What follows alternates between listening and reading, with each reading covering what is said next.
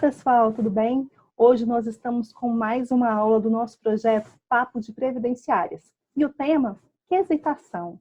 Como fazer quesitos eficientes? Qual a importância dessa prova no processo por incapacidade? E a professora que trará para nós esse assunto tão importante é a doutora Maria Eugênia. Tudo bem, doutora?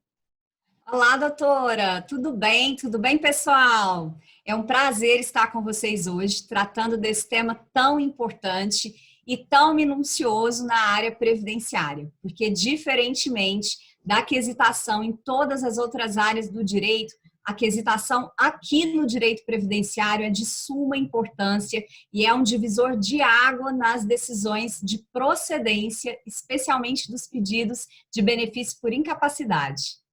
E sempre tem muita dúvida, né? Há muito misticismo em cima dessa produção de prova. Às vezes a gente tem peritos que respondem, peritos que não respondem, juízes que acolhem ela como verdade absoluta, outros não. E para você, doutora, essa prova pericial, ela é a rainha das provas?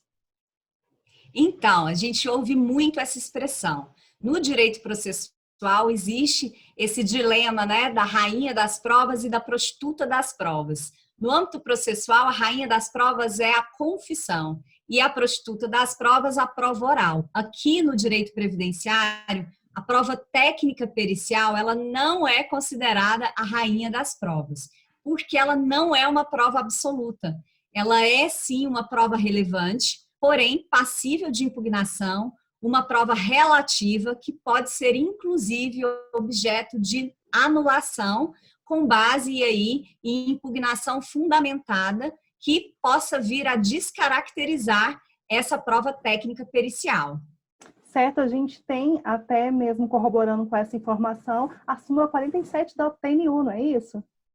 Exatamente. Essa súmula ela é muito importante porque ela nos orienta aí quando o laudo técnico pericial ele constata que a incapacidade do segurado é parcial. Então, essa súmula orienta o magistrado a analisar além da conclusão pericial, a analisar a condição pessoal do segurado, a profissão que ele exercia, as atividades ali vinculadas ao contrato de trabalho ao qual ele estava subordinado, a idade, a condição escolar.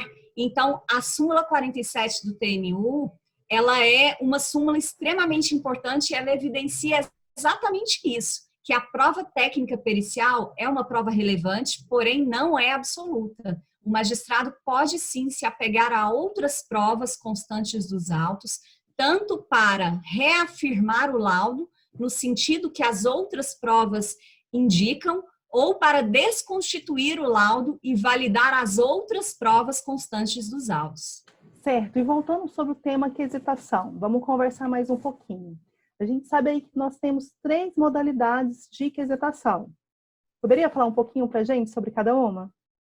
Sim, é o seguinte, nós temos as 3 modalidades de quesitos periciais, na verdade, elas são assim classificadas por conta do momento adequado de apresentação desses quesitos periciais.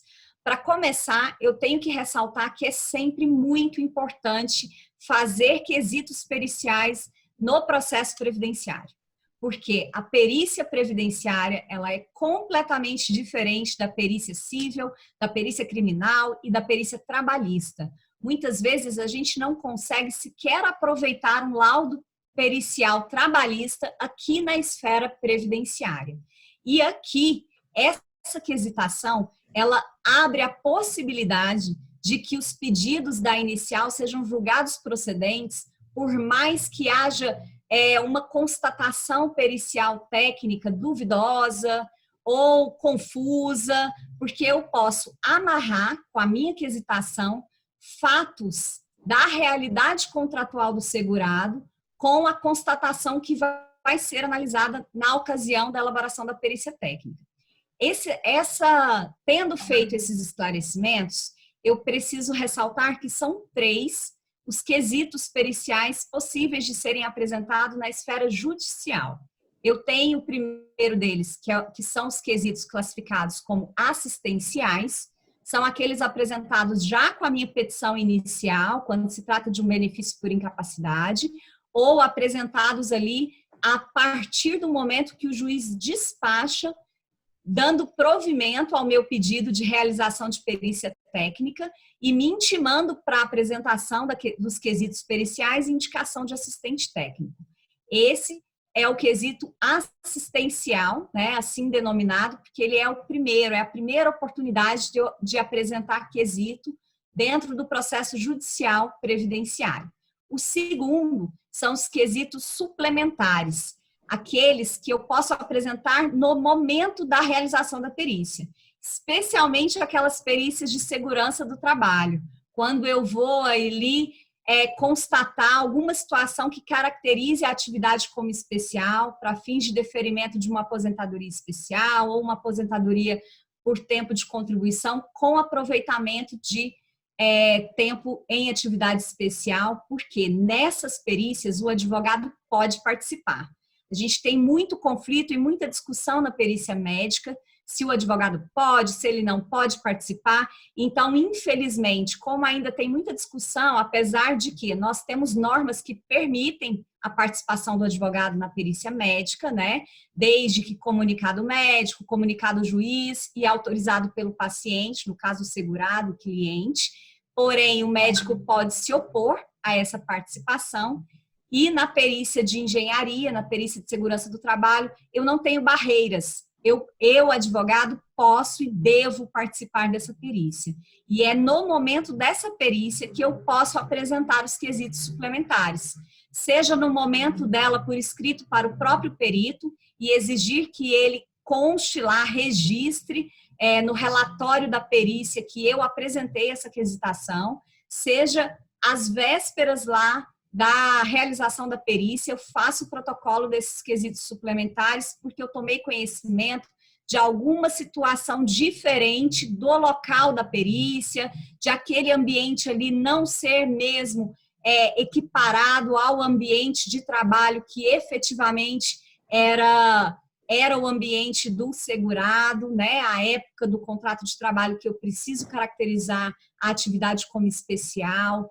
E essa é uma oportunidade de ouro, porque se eu acompanho a perícia, eu tenho condições de ver se aquele ambiente tem o mesmo número de empregados que tinha o ambiente de trabalho do empregado, se aquele ruído está sendo aferido de forma instantânea ou está sendo auferido com um medidor adequado, nos padrões da NR15, de forma contínua, com lapso temporal dentro do que a NR15 estipula de padrão e metodologia para aferição. Então, essa quesitação suplementar, ela é ótima e ela salva o processo.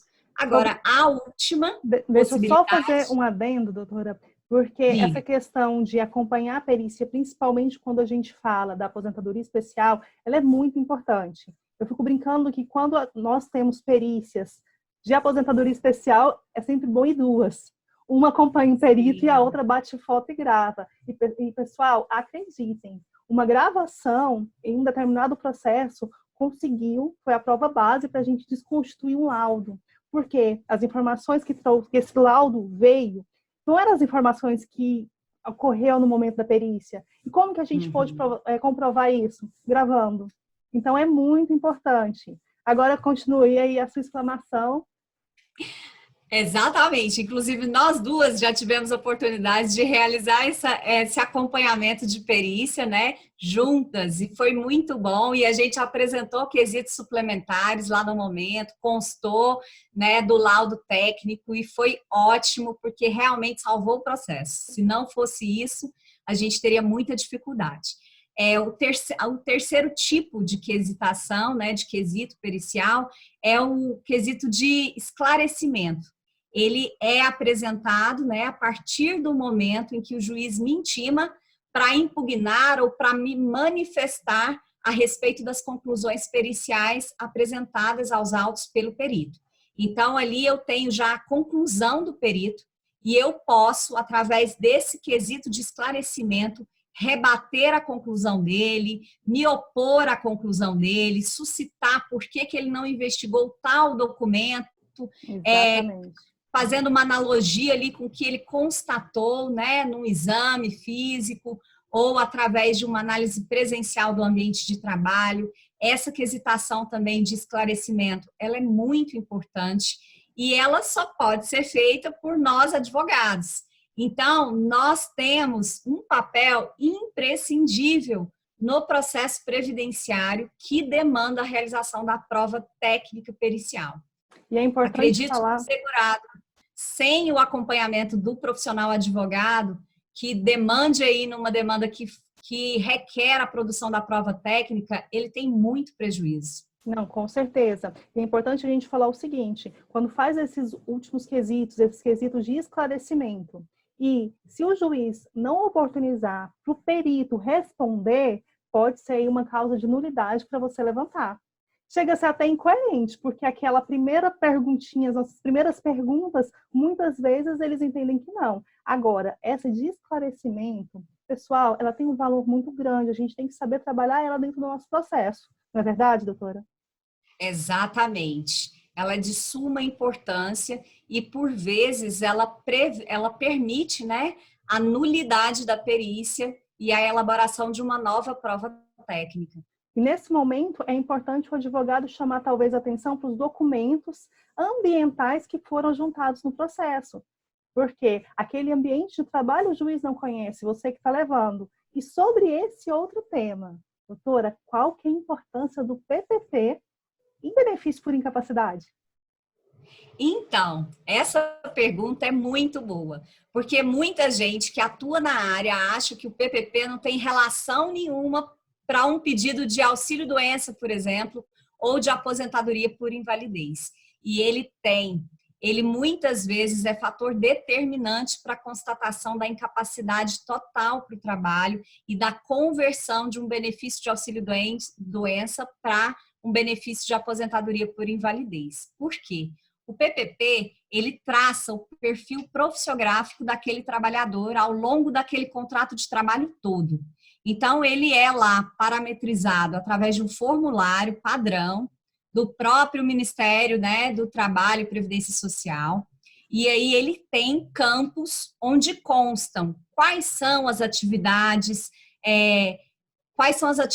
vinculadas à função do empregado, qual o período contratual, em quais condições essas atividades foram desenvolvidas, quais os agentes nocivos a que esse trabalhador, esse segurado estava exposto ao longo desse contrato de trabalho, se ele recebeu EPIs, se esses EPIs são válidos, quais são os CAs, né, os certificados desses EPIs, ele exige inclusive data dessa certificação, ele indica, né, para que seja registrado qual é a aferição, o índice de ruído, de calor, e aí eu tenho como um padrão o limite legal, né, de ruído e de calor, porque acima daquele limite legal padrão é considerado sim um ambiente insalubre e nocivo à vida do trabalhador. E aí eu preciso ter nesse PPP informações fidedignas. E essas informações, elas me dão margem para entender por que aquele trabalhador, aquele segurado adoeceu, por que ele apresenta aquele tipo de doença e por que muitas vezes aquela incapacidade dele, que parece ser parcial, ou por mais que seja parcial, é parcial para os atos da vida dele, mas é integral, é total, é completa para a vida profissional. Porque, por vezes, eu tenho um trabalhador de 58 anos, 50 anos que seja, que passou a vida toda trabalhando como metalúrgico, como soldador, como torneiro mecânico, não sabe fazer outra coisa da vida, tem a escolaridade dele é até a 4ª série, ou seja, é 1º grau apenas, e aí esse trabalhador que tem um problema na coluna, por exemplo, ou que tem um problema na coluna e um problema de surdez, ele não vai conseguir se reabilitar para uma outra função.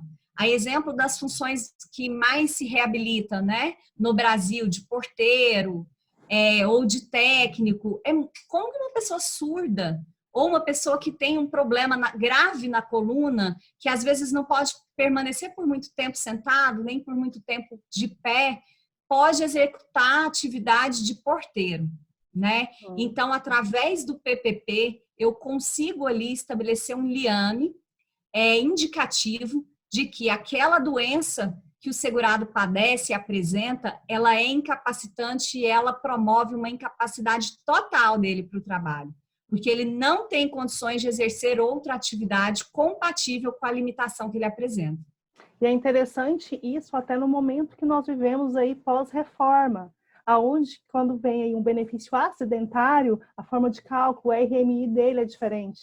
Então esse documento eu acho que vai ser aquele clique para o profissional conseguir garantir aquilo ao segurado. Agora, continuando a linha de raciocínio que você estava traçando, como traçar um nexo entre patologia, incapacidade e profissiografia? Então, isso não é fácil, mas é necessário, especialmente quando eu estou trabalhando um benefício de incapacidade. Eu preciso fazer um quadrinho mesmo, ou então traçar um parágrafo que seja lá na minha narrativa fática da petição inicial, ou na narrativa fática do meu requerimento administrativo, discorrendo sobre os contratos de trabalho desse segurado, os períodos, as funções e as atividades intrínsecas vinculadas a esse contrato de trabalho e a forma como ele exercia.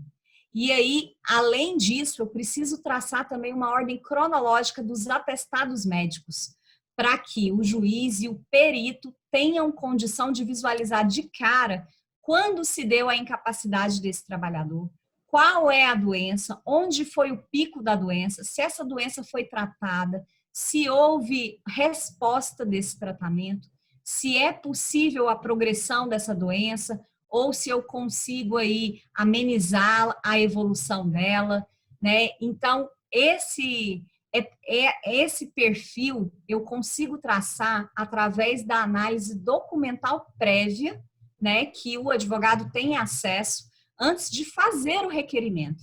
E ele é muito importante, porque ele evita decisões equivocadas, inclusive de perda de qualidade de segurado, inclusive de doença pré-existente, e eu consigo ali deixar o olho do perito, quando ele for fazer a perícia médica, ele vai ficar de olho no que ele precisa identificar, porque ele já tem um respaldo histórico do contexto de vida daquele segurado e também da incapacidade que ele apresenta naquele momento da perícia. Doutora, e quantos quesitos normalmente? Existe um número fechado de quesitos para a gente conseguir fazer todo esse nexo e trazer todas essas informações tão importantes para o nosso processo? Então, pessoal, tem muita gente, eu mesma, no início da minha carreira aqui na área previdenciária, há 13 anos atrás, eu fazia 18, 15, 10 quesitos periciais e achava isso lindo. Falava, nossa, tá completa agora, perguntei tudo.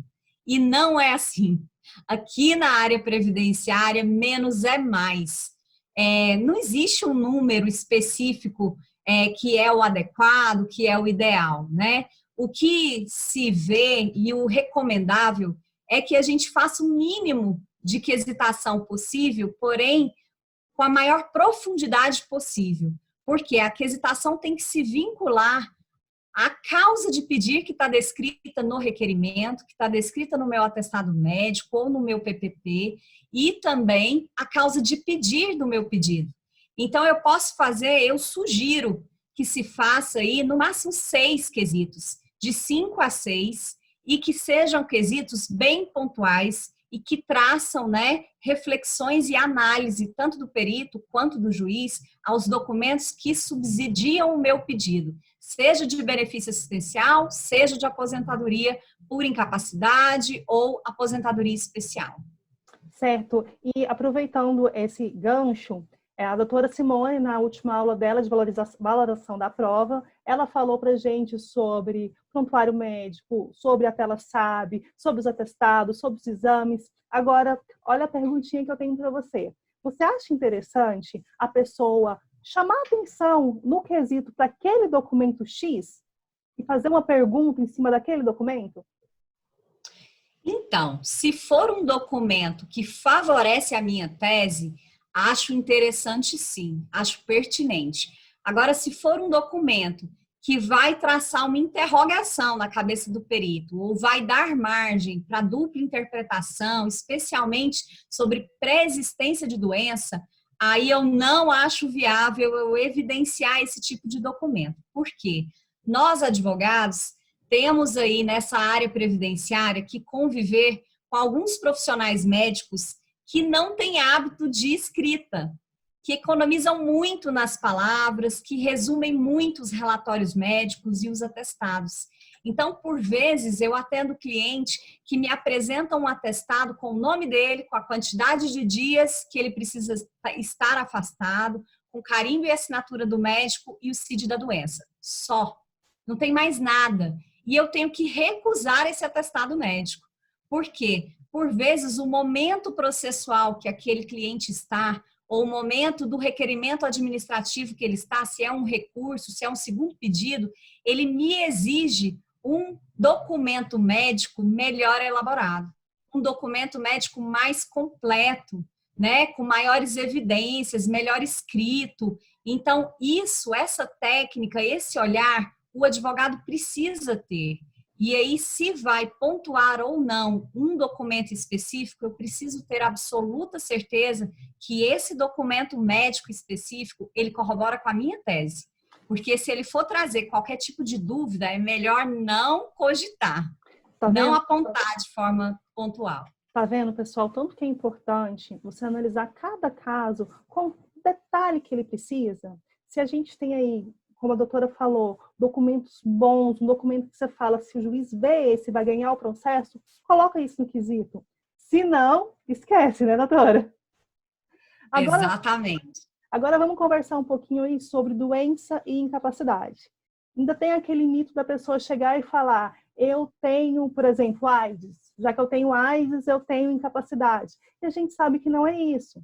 Principalmente com a reforma que mudou aí a nomenclatura do benefício. Até a gente acostumar, né? Do auxílio-doença para benefício por incapacidade temporária. Trouxe até essa coisa mais técnica, né? Que a gente está analisando a incapacidade, não a doença. Falando sobre isso e fazendo sobre essa análise, o que a senhora traz de informação para a gente? Então, gente, nem toda doença é incapacitante. Então, não significa que o meu cliente está doente, que ele está incapaz. E a gente tinha muito isso em mente, porque a gente passou uma era aí convivendo muito com clientes portadores de câncer, né, portadores de HIV, e aí tinha-se uma concepção de que quem tinha câncer estava incapacitado, independente de onde era esse câncer, de qual foi a evolução do tratamento desse paciente, ele estava incapacitado. É a mesma coisa o aidético. Hoje em dia, essa situação não existe mais. O INSS tem um olhar muito pontual para a incapacidade e ele difere muito bem a doença da incapacidade. E aí eu preciso ter, novamente, documentos médicos robustos, documentos médicos precisos, para eu comprovar que estou doente e estou incapacitado. E essa doença é incapacitante, seja ela parcial ou total. Doutora, e como seriam esses exames? Como seria esse atestado? Ele tem algum requisito que você pode estar aí conversando com as pessoas que estão nos assistindo? Sim, o atestado médico, ele tem alguns requisitos, sim, de precisão. Ele precisa ter, para que ele seja considerado uma prova robusta mesmo e de difícil contestação numa perícia médica. Ele precisa ter o nome certinho do paciente, a idade, a escolaridade, a profissão, a patologia, o CID da doença, fazer aí um relato sobre o tratamento, se esse segurado foi submetido a algum tratamento ou não, a evolução desse tratamento, dizer a amplitude da incapacidade ou dos efeitos colaterais dessa doença, ou do tratamento medicamentoso ou cirúrgico que esse paciente vai submeter, o tempo de afastamento e não constar lá prazo indeterminado, porque o INSS não gosta disso, tem que se pontuar qual é o tempo necessário para o afastamento desse segurado e também se esse segurado vai precisar ou não da ajuda de um terceiro para conduzir aí os atos da sua vida pessoal e se essa doença o incapacitou a ponto de ele se tornar civilmente incapacitado ou não. Por quê? Um atestado com todas essas informações, eu não preciso de mais nada, eu não preciso nem de relatório médico. Eu já tenho tudo o que eu preciso para trabalhar para esse cliente, um pedido de aposentadoria por invalidez, um pedido de auxílio-doença que seja, um pedido de benefício de adicional para acompanhante, né? Para acompanhamento de um terceiro nas atividades da vida comum, ante a incapacidade dele. Então, eu tenho todas as informações que eu preciso num atestado bem feito e eu consigo trabalhar só com esse atestado todos os meus pedidos, seja administrativo, seja judicial. Certo. E conversando sobre esse tema, a gente já falou um pouquinho sobre exames, falamos um pouquinho sobre quesitação, falamos um pouquinho sobre diferença de incapacidade e apenas o termo a doença. E agora, impugnação. Esse laudo veio para a gente. Como saber impugnar de forma técnica esse laudo? Para mim, destrinchar algum erro que tenha, para me chamar a atenção do juiz, possibilitando até aquela quesitação conforme nós havíamos conversado no início da aula. Então, o CPC, ele me traz um artigo legal, né? É o artigo 473 do CPC de 2015, que me dá um norte aí para trabalhar a impugnação de um laudo técnico pericial. Eu preciso primeiro analisar se esse laudo ele contém todos os requisitos determinados pelo CPC para a composição de um laudo técnico pericial. Se ele constou direitinho lá, a metodologia utilizada, o objeto da perícia, uma amostra ou não, se ele registrou quem participou ou não dessa perícia e se ele pontuou de forma clara e precisa e objetiva a sua conclusão. E se ele respondeu toda a quesitação. A par disso, além disso, eu tenho também a possibilidade de impugnar esse laudo técnico pericial, analisando se há alguma contradição entre a resposta dos quesitos, seja do juízo, seja da parte, seja do próprio INSS, com a conclusão pericial. Porque, por vezes, o perito se confunde. Ele acaba fazendo 2, 3 laudos ao mesmo tempo, ou na correria, e às vezes um caso é muito parecido com o outro, e uma ou outra pergunta passa despercebido, e o nosso caso é um caso peculiar, então há margem para que eu aduza aí, em sede de impugnação, uma contradição entre a conclusão pericial e uma resposta do próprio perito a um quesito feito pela parte ou pelo juiz ou pelo INSS. Então, é dessa forma, e apresentando também a quesitação complementar, que eu consigo impugnar um laudo técnico pericial. Eu sempre falo que é muito importante a gente fazer essa impugnação. Às vezes eu vejo muitos advogados reclamando que não deu, mas eu pergunto, e aí, você fez uma impugnação? Você chamou atenção para os documentos que estão ali, para o seu conjunto probatório? Você fez a aquisitação complementar? E muitas vezes a pessoa, não, eu não fiz. Pessoal, a gente está passando por uma fase que cada vez mais nós temos que nos reafirmar como advogados na defesa dos nossos clientes. Não é de hoje que, principalmente aqui, nos nossos julgados, na nossa Justiça Federal, que a gente está vendo aí algumas injustiças, vamos assim dizer. O cenário que o advogado previdenciário ele está tendo que enfrentar para garantir o benefício do seu cliente. Eu pergunto para você, doutora, qual que é a dica, aquele clique que você vai deixar para a gente, finalizando essa aula, para todos os advogados e estudantes que estão nos assistindo? Então, pessoal, a dica que eu dou é que vocês viabilizem uma boa documentação do cliente de vocês, estudem a realidade dele, seja a realidade de incapacidade, seja a realidade profissional, a realidade de contribuições. antes de propor qualquer requerimento. Fomentem nele a necessidade de viabilizar para o nosso trabalho, para o sucesso dele, bons exames, relatórios médicos, atestados médicos, PPP, carteiras de trabalho e demais documentos necessários à comprovação da realidade contratual e previdenciária dele. Porque quanto mais documentos probatórios robustos nós tivermos e quanto mais conhecimento o advogado tem a respeito do que diz esses documentos, mais ele tem condições de exercer a boa técnica da advocacia dentro do processo previdenciário. Porque o processo previdenciário, ele é muito peculiar. Ele é uma matéria muito difícil, que se renova a cada mês e que nos exige muita atenção e muita inovação.